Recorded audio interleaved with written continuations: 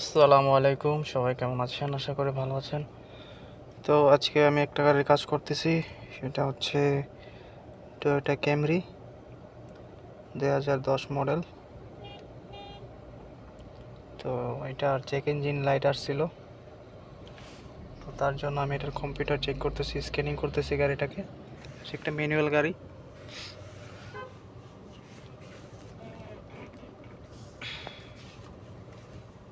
গাড়ি স্টার্ট আছে।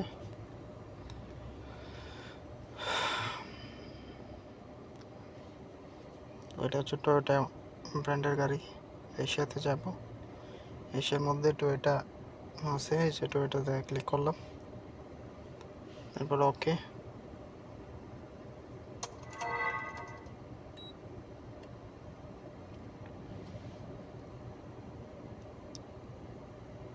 তারপর হচ্ছে automatic search Europe and other. এটা হচ্ছে খালিজি গাড়ি, যারা মানে ওমান এবং আরব কান্ট্রির জন্য এই গাড়িগুলো বানানো হয়েছে। এটা হচ্ছে খালিজি, এটাকে আরবিতে খালিজি গাড়ি বলে। তাদের দেশের জন্য স্পেশালভাবে বানানো হয়েছে। আর যদি আমেরিকার জন্য বানানো হয়ে থাকে, অ্যাক্সিডেন্ট গাড়ি এখানে নিয়ে আসে, তাহলে এটা হবে নর্থ আমেরিকা। ঠিক আছে? তো যেহেতু এটা ওমানের জন্য বানানো হয়েছে, তার জন্য এটা ইউরোপ অ্যান্ড আদার। তো অটোমেটিক সার্চ,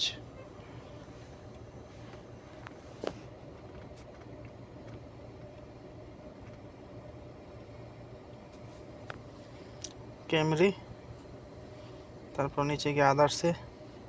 এটার মডেল হচ্ছে 910, 9 দিলাম। এটা হচ্ছে বিএসএ এবিএস সিস্টেম, তো এটা আছে এখানে, ওকে করলাম। এটা পুরো হিস্টোরি এসে পড়ছে। এটা ক্যামরি, এটা ইঞ্জিন টাইপ হচ্ছে 2AZ, ইয়ার হচ্ছে 2009। ঠিক আছে, এটা কিলোমিটারও আসছে এখানে, আর 4 সিলিন্ডার গাড়ির জন্য 4 আসছে। তো আমরা ওকে করলাম, ওকে।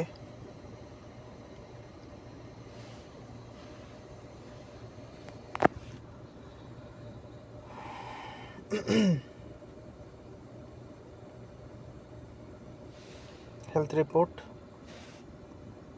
রিপোর্ট দিলে মানে গাড়িটার মধ্যে যত কম্পিউটার আছে সবগুলা কম্পিউটার স্ক্যান করবে, করে যেটার মধ্যে সমস্যা আছে তো ওইগুলা সামনে নিয়ে আসবে।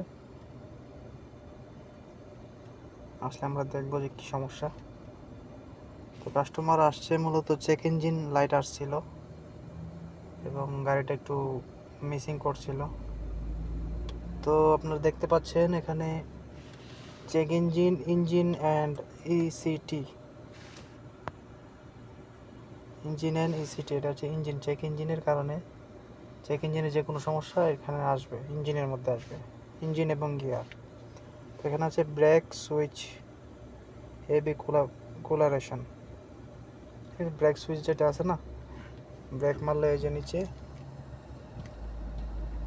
ব্রেক মারলে ওইটার পিছনে একটা সুইচ আছে, তো ওইটার কারণে বেশিরভাগ এটা হয় সমস্যাটা। তো সুইচটা চেঞ্জ করে দিলে ইনশাল্লাহ হয়ে যাবে। তারপর আপনার এবিএস এর মধ্যে আসছে হচ্ছে এবিএস এর সেন্সার আছে পিছনের একটা, rear speed sensor left side. তো ওইটা সমস্যা দেখাইতেছে, এবং low or high power supply.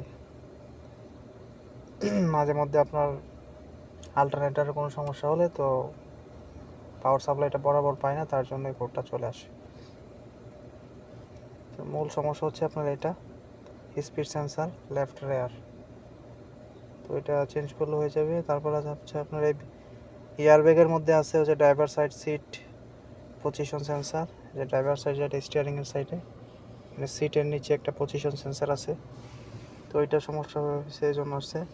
তারপর সিট বেল্ট, ব্রোকেল switch, driver seat belt, driver সাইডের সব সমস্যা আর কি।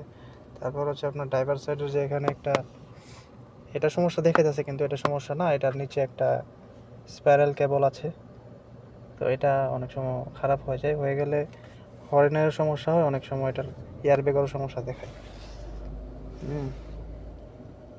তো এটারই সমস্যা, তো এগুলো সবগুলো হিস্টোরির মধ্যে আছে, তো ডিলিট করে দিলে চলে যাবে আশা করি।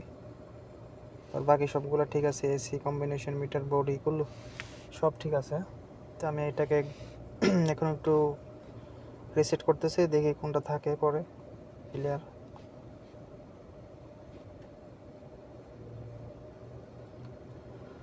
তো সবগুলো চলে গেছে। এই যে ইঞ্জিনের মধ্যে নাই কোনো কিছু।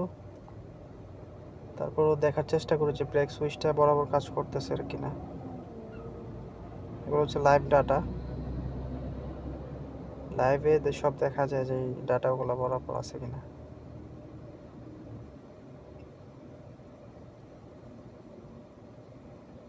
এটার মধ্যে নাই। এবিএস গেলে হয়তো দেখতে পারবো এবিএস এ ব্রেক সুইচ বরাবর কাজ করছে কিনা দেখাবে। এই যে ব্রেক ওয়ার্নিং লাইট, এটা না।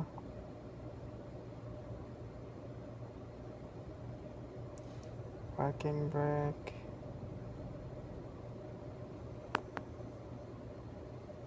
স্টপ লাইট, হ্যাঁ ব্রেক মারলে ওইটা স্টপ লাইট জ্বলে ওঠে। তো দেখেন ব্রেকটা এখন মারি নাই, এখনো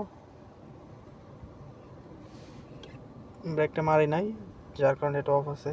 এখন ব্রেক দিব, এটা যদি সুইচ ভালো থাকে তাহলে কিন্তু এটা অন হয়ে যাবে। তো আমি ব্রেক মারতেছি, এই যে দেখেন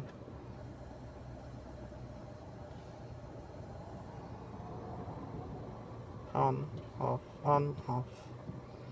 তো সুইচটা ঠিক আছে, কিন্তু মাঝে মধ্যে ডিস্টার্ব হয়, এটা চেঞ্জ করে দিলে ভালো হবে। তো বন্ধুরা সবাই ভালো থাকবেন, সুস্থ থাকবেন। আসসালামু আলাইকুম।